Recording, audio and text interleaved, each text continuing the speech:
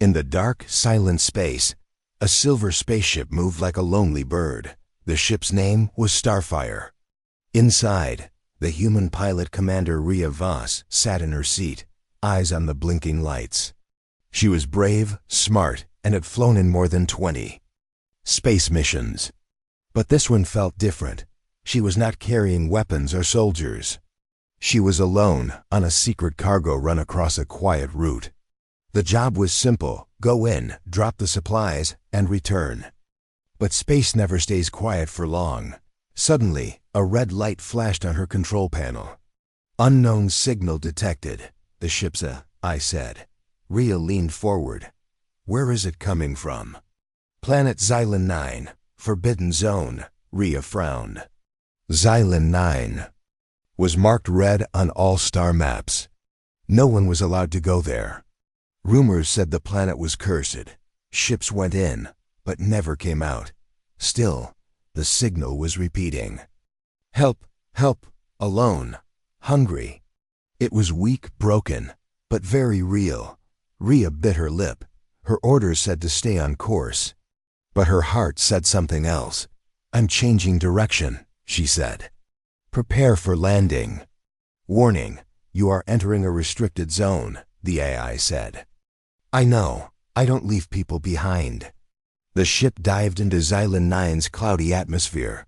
The sky was dark orange. Lightning danced in the clouds. Rhea's hands moved fast on the controls. The Starfire shook, then landed with a hard thud. On the rocky ground dot, she stepped out wearing her black spacesuit. The air was heavy and the ground was dry like old bone. Strange trees stood in the distance, tall, twisted, and silent. She moved carefully, scanning the area. The signal was stronger now.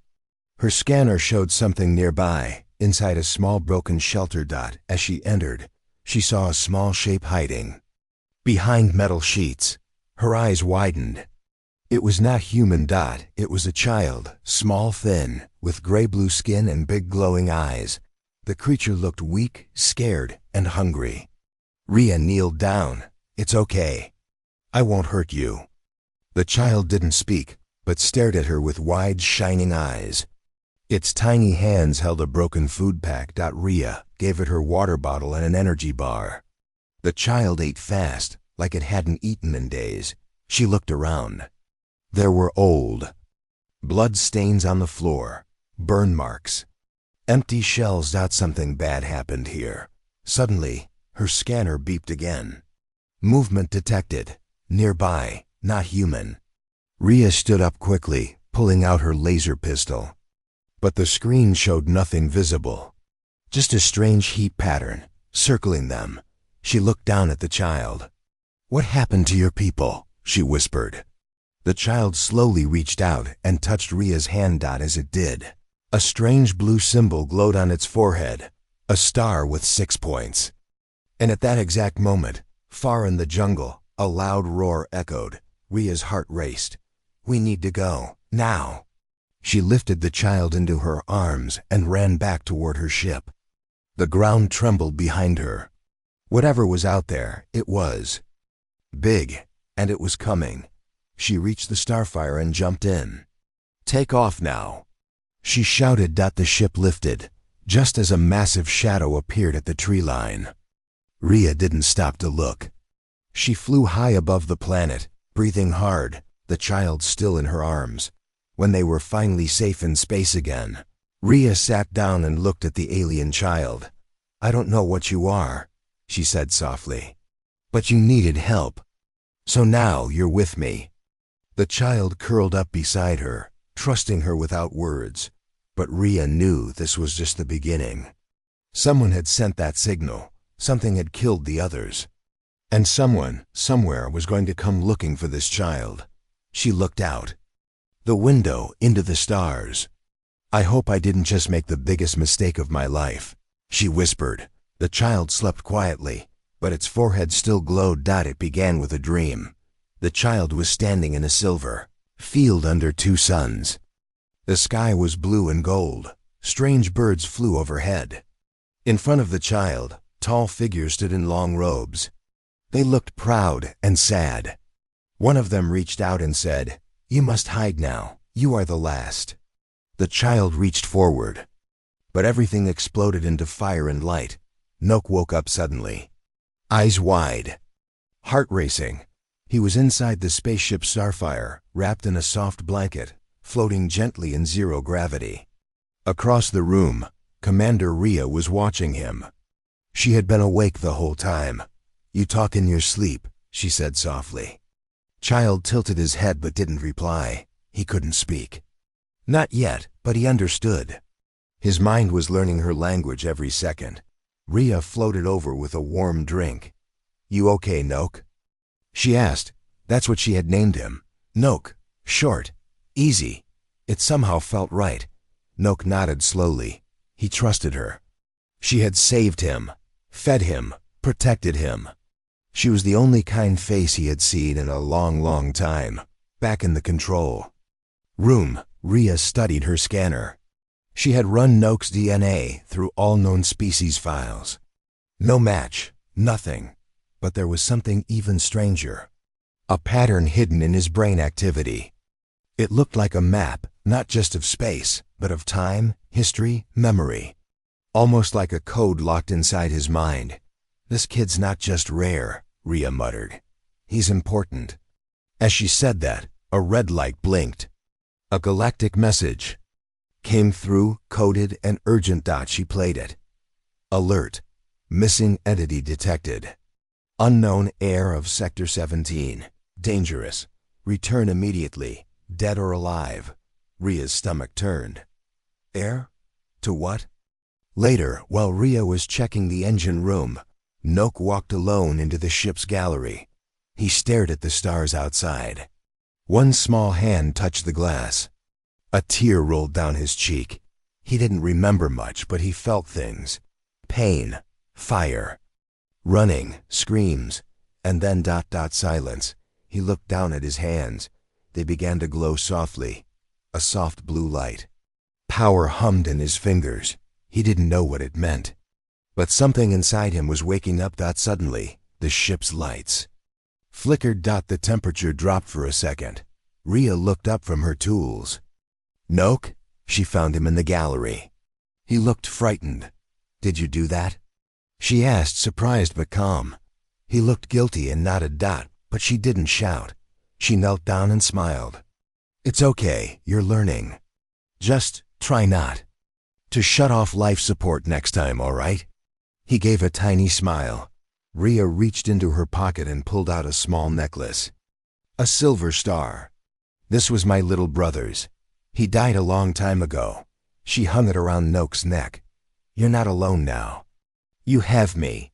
Later that night, as they floated silently through the stars, a signal pinged on Rhea's radar. Another ship.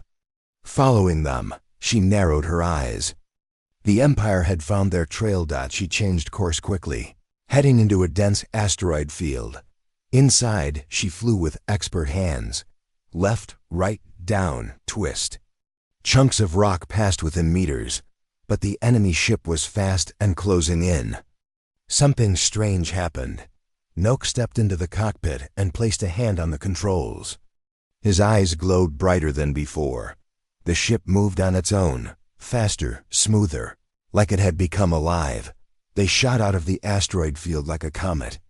The enemy ship crashed into a floating rock, exploding into dust. Rhea stared at Noak, stunned. "You flew the ship with your mind." Noak looked at her, blinking slowly. For the first time, he opened his mouth and said one single word: "Home." Rhea's breath caught. She leaned back in her seat, heart pounding. He was remembering. Whoever this child was, whatever secret he carried. It was bigger than anything she had expected. And now she was part of it. Far away, on a dark planet. A tall figure in silver armor watched the explosion on a screen. The general of the Empire turned to his officer. "Prepare the hunters," he said coldly. "We've found the heir." The stars were silent, but danger was coming. Rhea could feel it, even before the alarm rang, even before the ship's radar lit up red. She knew something was wrong. She Had seen too many battles, lost too many friends. Her gut always knew before the machines did. Inside the Starfire, Noke was asleep, curled up with the blanket Rhea had given him. He looked peaceful now, but his breathing was strange, slow, heavy. Like he was dreaming too deeply. Suddenly, the ship's eye spoke. Unidentified ship approaching. Weapons armed. No response to signals. Rhea sat up fast. Her heart beat hard.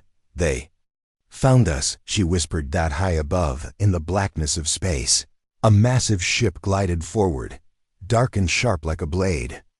On its side was the symbol of the Imperial Order, a red eye inside a black circle. Inside that ship stood General Kale Vio, tall and cold, wearing silver armor that shined like glass. His eyes were like steel. "Target has the child," he said. A soldier asked, "Shall we destroy the ship?" Kale shook his head. "No, bring the child alive. Kill the human." Back in the Starfire, Rhea grabbed the controls. "Time to fly, Noke." The engines roared as the ship shot forward like a missile. Lights flashed. Metal shook. Behind them, 2 Imperial hunters gave chase, small, fast ships built for only one thing: killing. Rhea spun the Starfire left, diving through a field of burning asteroids. The enemy followed close. Inside, Noke woke up and stumbled into the cockpit. He held onto the wall, eyes wide, confused. "Stay there," Rhea shouted. "I'll get us out." But a sharp blast hit the ship's wing. Warning lights screamed. Hull damage. Shields down to 43%. Smoke filled the air. Noke began to panic. His hands glowed again, blue light sparking at his fingertips. "Not now," Rhea gasped. "Don't lose control." Noke tried to calm down. He took deep breaths, copying Rhea's old trick: in through the nose, out through the mouth. The glow faded. Suddenly, the ship shook again. One of the hunters had caught up and fired again, this time aiming straight for the engines. Rhea gritted her teeth. "We can't outrun them." She pulled the ship down into the clouds of a nearby gas giant, full of thick yellow fog and lightning storms. "Let's see if they follow us in here." Inside the storm, visibility was almost zero. The Starfire flew blind. So did the hunters. One of them crashed into a lightning bolt and exploded instantly. But the other, faster, smarter, stayed on them. Just as Rhea was about to lose hope, Noke walked to the control panel and touched it. This time, he didn't panic. He focused. The blue glow in his hand spread across the panel. The ship responded. The lights steadied. The shaking stopped.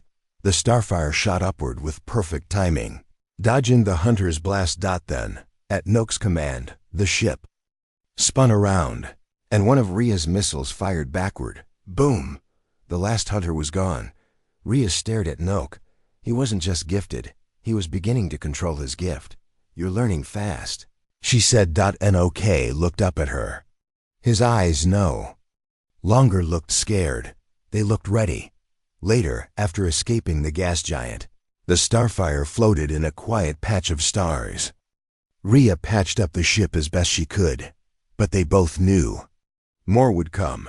"I don't think they want to capture you," she said. "They want to own you, or erase you." Noke nodded slowly. He held the silver star necklace she gave him. It glowed faintly in his hand. "Why me?" he finally whispered. Rhea looked at him. "You're not just someone important. You're someone dangerous to them." She checked the old map pattern hidden in his brain scan. "There's a planet out there, a hidden one. I think it has answers." Far across the galaxy, in a giant hall of metal and fire, General Kale watched the battle recording. He didn't blink. He didn't speak. Then he crushed the metal screen in his hand. "The child is evolving," he said. "We must stop him before the prophecy becomes true." He turned to a hooded figure. "Send the shadow drones. I want the human burned. And the air broken." Back in the Starfire, Rhea set the new course. She looked at Noke. whatever you are, wherever you came from. I'm with you now. Noak gave a small smile. He didn't need a full family tree. He had her. It started with a song that not one Rhea could hear, but one Noak could feel. A low, deep vibration inside his chest, like a forgotten melody calling him home. It had no words, no sound, only feeling. It came from the stars, and it was getting stronger. They had been flying for days through the farthest edge of space, past dead suns, broken moons, and the remains of forgotten wars. No ships, no signals. Just silence. Rhea sat beside Noak in the cockpit. She watched as the child stared out at the stars like he knew where they were going, even when the navigation said unknown zone. He raised his hand and pointed. There, he said. Rhea blinked. There's nothing. Suddenly, a blue pulse lit up across the glass. The stars twisted, and a planet appeared out of nowhere. The planet had no name in any database. It was hidden inside a gravity shell, invisible to scanners, invisible to eyes. Unless someone called it. Noak had called it. The ship entered the atmosphere slowly. The sky was gold, the land covered in glowing white trees. Everything felt ancient. They landed in a clearing filled with stone ruins. Old buildings, broken towers, and long staircases that led into the ground. Strange symbols glowed faintly on every surface. The same symbol on Noak's forehead. Rhea stepped out with. Noak, it's like time forgot this place, she whispered. Noak held her hand. He was not afraid. He had been here before. They walked deeper into the ruins, down into a large stone chamber. In the center stood a tall metal figure, half robot, half statue, covered in dust. Eyes shut. As they stepped closer, the figure woke. Its eyes glowed blue. Air confirmed. Welcome back, Noak of the Sixth Star. Rhea stepped in front of Noak, protective. Who are you? I am Keeper Aura, guardian of the Starblood Temple. It looked at Noak. You were hidden. Now you are found. Noak stepped forward. Why? Me? Aura raised a hand on the walls. Came to life. Holograms, glowing light, ancient memories playing in the air. They saw images of Noak's people, tall, graceful, glowing beings of light and power. They lived in peace, guiding galaxies from the shadows. But one day, a traitor among them made a deal with the Empire. They were hunted, killed, erased. Only one survived. The last heir. Nok. Rhea felt her heart tighten. All this time, he wasn't just important. He was the last of a forgotten royal bloodline, one with powers so old, no one even believed they were real anymore. She looked at Nok. He didn't cry. He didn't speak. He just stared, silent and still. Too much pain for a child to feel. Suddenly, the temple shook. The floor cracked. A red beam shot from the sky, cutting into the ruins. They found us, Rhea said. Outside, black ships dropped down like shadows. Imperial troops, wearing spiked armor, moved in fast. Rhea grabbed Noak's hand. We run, now. But Keeper Aura stepped forward. I will hold them. You must go deeper. A hidden staircase opened beneath them. Find the core. It will awaken what he truly is. Rhea and Noak ran. Behind them, Aura raised both arms. Blue energy exploded from his chest, sending a shockwave through the temple. For a moment, just one, Rhea saw a small smile on the robot's face, a memory. A goodbye. Then, the door shut behind them. Below, the stairs led to a glowing chamber of crystal. Floating in the center was a heart-shaped orb, pulsing with blue and white light. As Noak stepped closer, the orb reacted. It floated toward him and melted into his chest. He didn't scream. He simply closed his eyes, and when he opened them again, he remembered everything. He turned to Rhea. Tears filled his eyes. I saw my mother. Rhea knelt down. What did she say? She said, You are more than a weapon. You are love. You are hope. Rhea hugged him tight. You still are.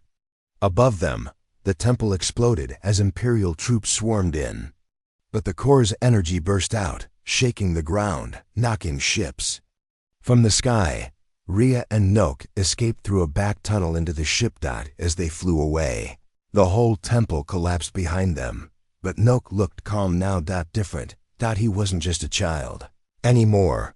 He was waking up. Far away. General Kale watched the energy readings from the destroyed temple. A slow, cruel smile spread across his face. So, the child remembers. He turned to his army. Begin the final hunt. Fire in space is silent, but Rhea could feel it burning behind them, chasing, tearing, reaching. The Starfire shook violently. Its engines roared louder than ever before. Alarms screamed.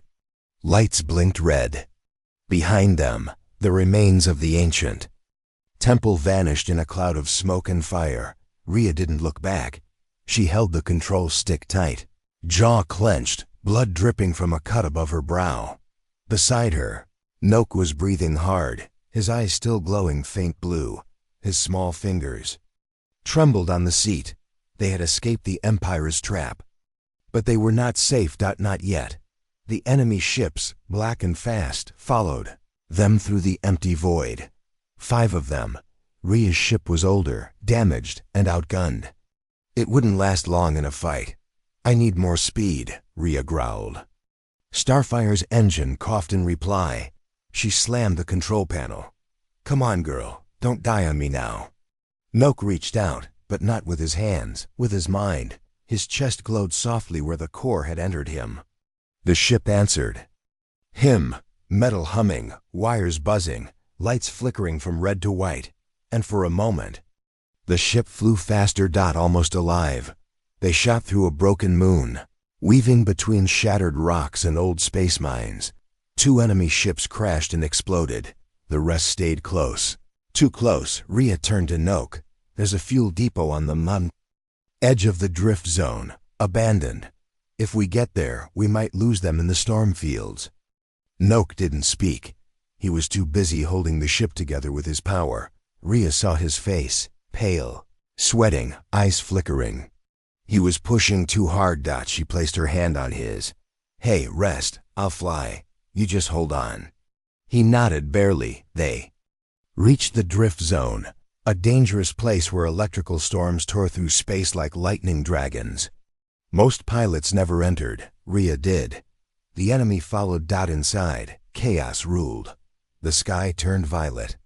Storms cracked through space, flashing across the black like living beasts. Rhea flew blind, using only her instincts. 1 more enemy ship was lost to the storm. Only 2 remained. Suddenly, a bolt hit the Starfire's engine. The whole ship jerked sideways, warning. Main engine offline. They were spinning now. Out of control. Falling into the heart of the storm. In the chaos, Noke stood up, weak but determined. He stepped into the engine room, where sparks flew like angry bees. Rhea shouted. Behind him, Noke, what are you doing? But Noke didn't stop. He placed both hands on the engine core, now cracked and glowing red. He closed his eyes. Blue light burst from his hands. The engine screamed, back to life, but so did the pain. Noke's small body shook violently. The energy was too much. His nose bled. His knees buckled. Rhea reached him just in time. No, that's enough. He fell into her arms. I had to, he whispered. You're my mom. Her breath caught, and in that second, nothing else mattered. The ship soared again, faster than ever, shooting out of the storm field like a comet. The last 2 enemy ships were lost in the storm. Behind them, silence returned. Only stars ahead. Later, in the med bay, Rhea gently cleaned Noke's face. He was weak, but alive. You saved us, she said. You nearly burned yourself doing it. Noke gave her a small smile. You're not just my protector anymore, he whispered. You're my family. Rhea blinked hard, pushing back tears. Never wanted a child, she said. Never thought I could protect one. She looked at him. but I'll die before I let them take you again. Far away, in the Empire's war chamber, General Kale stood in silence. A soldier approached. "We lost the target." Kale said nothing. He walked to a dark chamber, where a tall glass pod stood. Inside it was another NOK. Not alive, but clone. Incomplete. Kale stared. "The air escaped," he said. "But we have their blood. That's enough." He turned to the shadows, released the collector. Back on the Starfire, Rhea set a new course. Not to hide. To fight. To find the lost allies of her past and protect Noke's future. "This isn't just about survival anymore," she said. "It's about taking back what they stole." Noke looked at the stars ahead. For the first time, he felt hope. The child stood alone under artificial starlight. The Starfire's gravity chamber was quiet, empty, made to feel like a peaceful night. Above, a fake sky. Around him, silence, but inside Noke, something was changing. His body was still small, still young, but his mind, it was beginning to remember everything. The fall of his people, the screams, the betrayal, and one final whisper from his mother before she vanished into light. "Find the ones who still believe in stars." Elsewhere, on the ship, Rhea was sharpening a broken knife. Her hands were rough, but steady. Her eyes focused. The last battle had cost them time, fuel, and nearly their lives. Now, they needed help, and she knew exactly where to go, even if it meant facing ghosts from her past. She turned to Noke, who had quietly entered the room. He looked calm and older, somehow. "We're going to the rebel shipyard," she said. "Old friends, dangerous people." Noke nodded. Double quotes. "Do they believe in stars?" he asked softly. Rhea froze, then smiled. "Some of them used to." Their ship arrived at the Archangel Drift, a floating scrapyard the size of a small moon. Hundreds of old ships connected by metal bridges and secret tunnels. It was a graveyard of wars. And a birthplace of rebellion. As the Starfire landed, guards approached, eyes hard, guns raised. Then one of them lowered his weapon. "Rhea?" A tall man with a scar across his cheek stepped forward. It was Tovan Vex, Rhea's old squadmate. "You're still alive?" "Barely," she said. "But I've got something that can't die." She motioned toward Noke, who stepped forward quietly.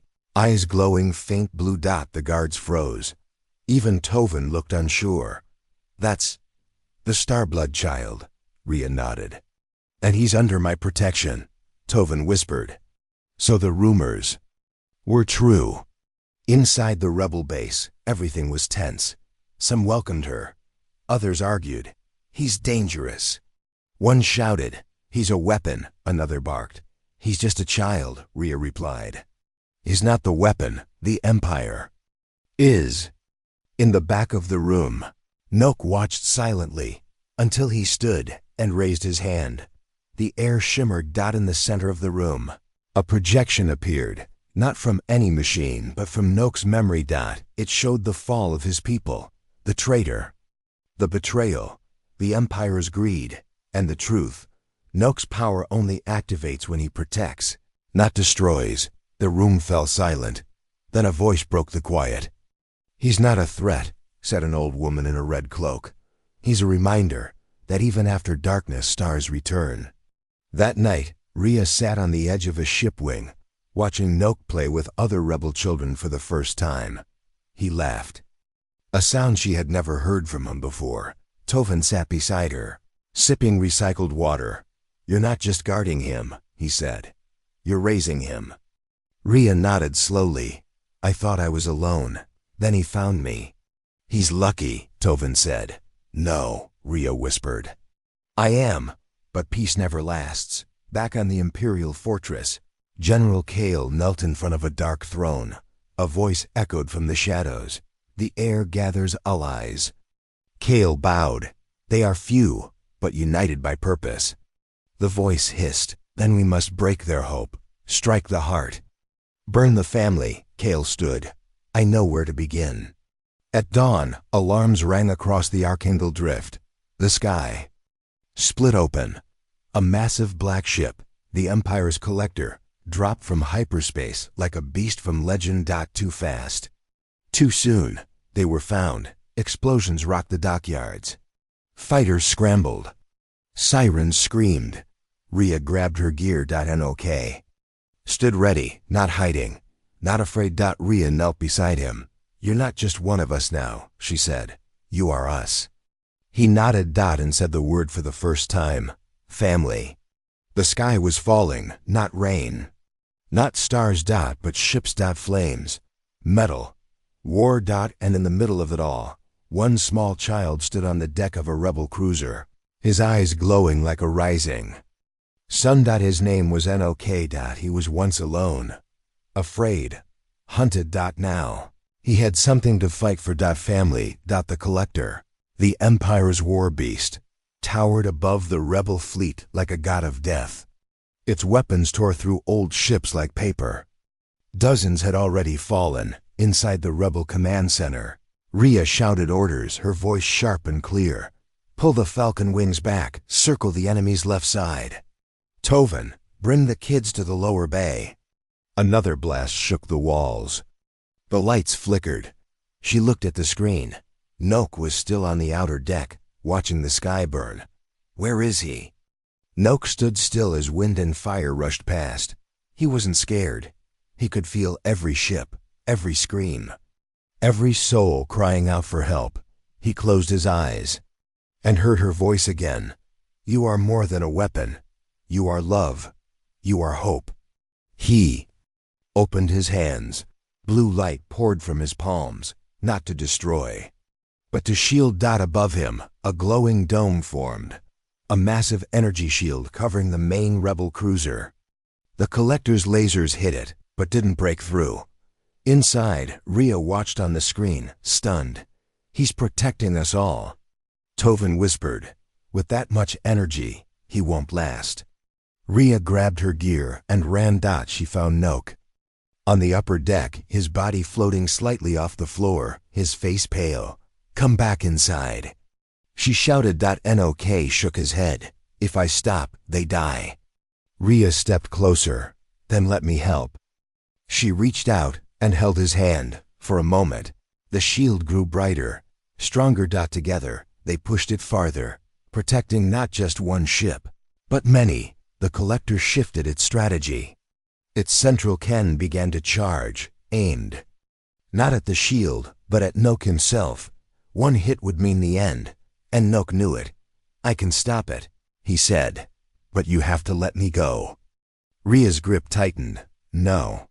He looked up at her, tired but smiling. "I was never meant to survive this war."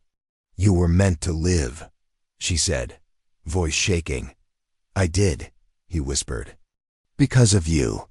Suddenly, Nok turned and faced the sky. He raised both hands, his body glowing so bright it hurt to look. He didn't block the weapon this time. He reached for it and bent it. The cannon beam twisted in the air, like time itself obeyed him, and turned back toward the collector.